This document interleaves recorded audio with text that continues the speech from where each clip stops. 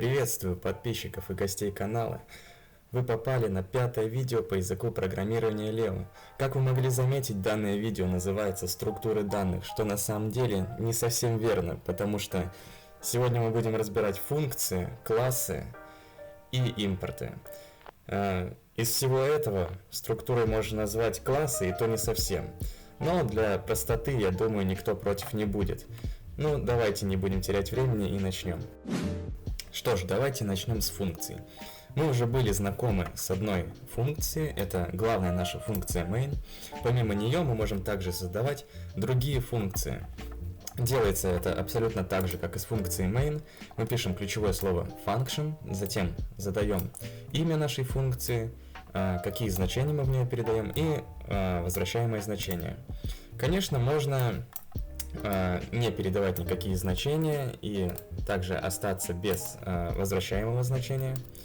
Тогда это будет процедурой, называться будет процедурой.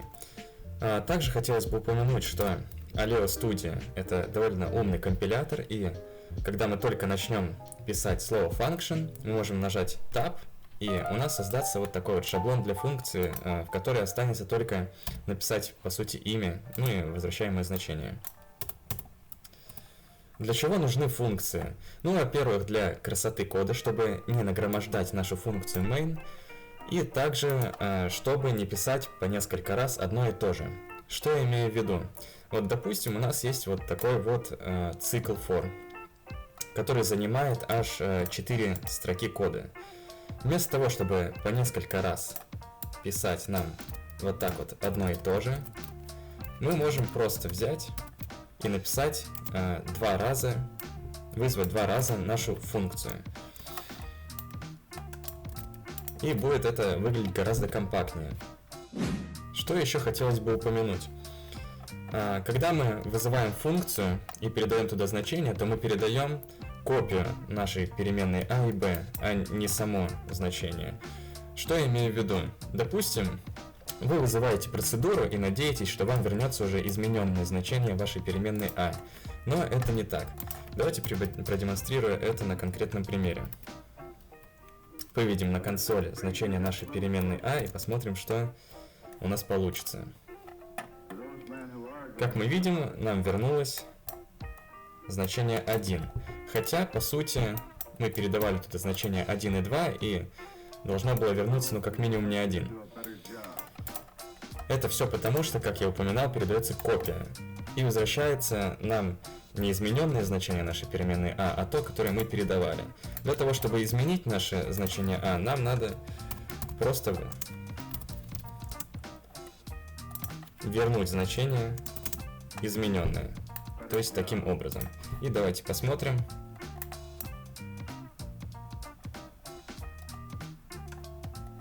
Ах да, мы из самой функции ничего не вернули.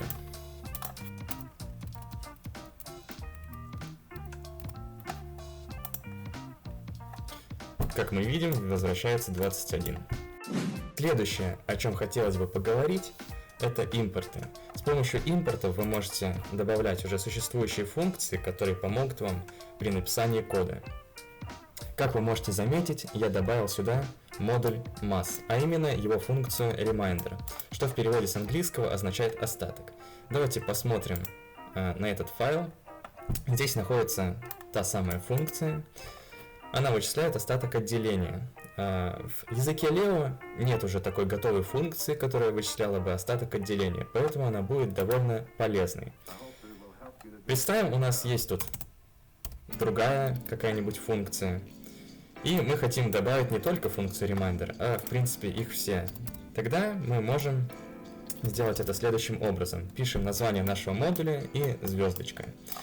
Но у меня там одна функция, поэтому воспользуемся ей и посмотрим.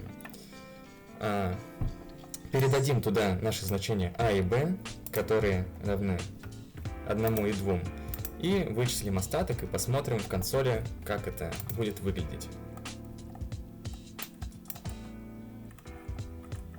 Как мы видим, вернулось значение 1. Давайте проверим на калькуляторе это. 1 по модулю 2 равно единице. Значит, наша функция работает верно, и она будет в дальнейшем очень сильно помогать нам при написании кода. Чтобы добавить свою собственную директорию, мы можем воспользоваться этим способом. Нажимаем «Создать новый файл», задаем ему какое-нибудь значение, и если вы хотите создать его в каком-нибудь другом месте, то изменяйте также и путь. Но я создал его в той же самой директории, что и мой исходный код, поэтому ничего менять не стоит. Также существуют уже готовые модули библиотеки, которые можно скачать из Aleo Package Studio. Но мы посмотрим на это уже в следующем видео, как это делается. Что ж, напоследок давайте рассмотрим классы, которые в языке программирования Leo называются как socket, что в переводе с английского означает схемы. Название схемы мы пишем обязательно с большой буквы, с маленькой нам этого сделать не дадут. Здесь я задал два значения, это длина и ширина, и функции, вычисляющие площадь треугольника и площадь квадрата. Чтобы задать объект нашего класса, через знак равно мы пишем название и в фигурных скобках задаем значение этих переменных. Обращение к переменным делается с помощью точки. Давайте внимательно рассмотрим теперь функцию, которая вычисляет площадь треугольника. Для простоты представим, что треугольник прямоугольный, а длина это высота, ну и ширина это будет у нас основание. Мы можем передать в нашу функцию значение self, то есть сам объект нашего класса. Тогда функция, вычисляющая площадь треугольника, будет выглядеть следующим образом. Self через точку переменные делим на 2, и давайте посмотрим, какой результат нас ждет. Запустим нашу функцию, и в output у нас появляется значение 25. По-моему, все правильно. 5 умножаем на 10 и делим на 2. Да, действительно площадь треугольника. Также еще один нюанс. Если мы не собираемся создавать объект этого класса, а просто использовать его функцию, в которую также не передается значение self, то мы просто пишем название нашего класса и двоеточие, не точку, как было с объектом этого класса. Что ж, на этом все. Сегодня мы разобрали функции, классы и импорты, что является неотъемлемой частью языка программирования Leo. Теперь вы можете написать любую более-менее сложную программу. Надеюсь, видео было для вас полезным. Подписывайтесь на канал, ставьте лайки, распространяйте видео. Всем спасибо за просмотр и всем пока.